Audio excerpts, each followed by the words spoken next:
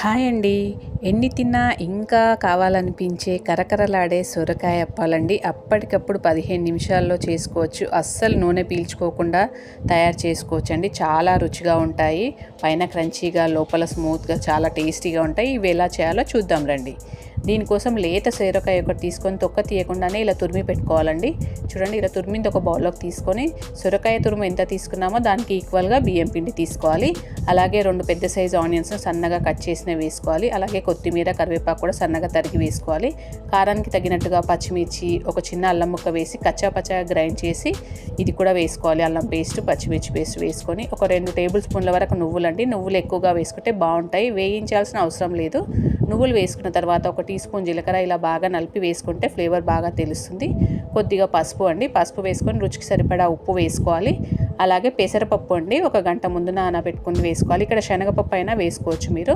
అలాగే డీప్ ఫ్రైకి సరిపడా ఆయిల్ వేడి పెట్టుకున్నాం కదా, ఆ వేడి ఆయిల్ ఒక గరిటె తీసి వేసుకొని మొత్తం కలుపుకోవాలండి. వాటర్ ఏమీ అవసరం లేదు. ఈ సొరకాయకున్న తడి చెమ్మానే సరిపోతుంది మొత్తంగా. చూడండి, బాగా ఇలా కలుపుకుంటే వాటర్ ఒక చుక్క వాటర్ వేయాల్సిన అవసరం లేదండి. మొత్తం అంతా బాగా కలుపుకోవాలి. ఈలోపు డీప్ ఫ్రైకి సరిపడా ఆయిల్ కూడా వేడి చేసుకోవాలండి.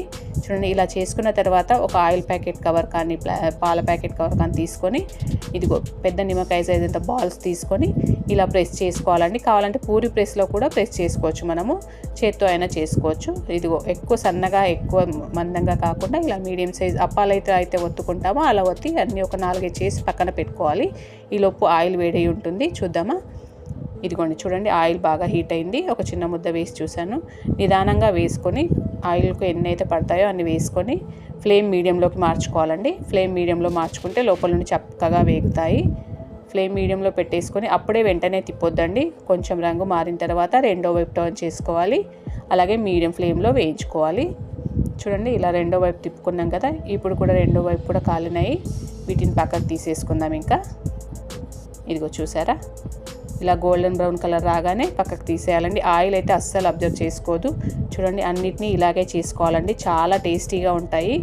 నేను చేస్తుండగానే సగం ఖాళీ అయిపోయినాయండి. చూడండి, నచ్చితే మీరు ట్రై చేసి కామెంట్ చేసి చెప్పండి. Thank you.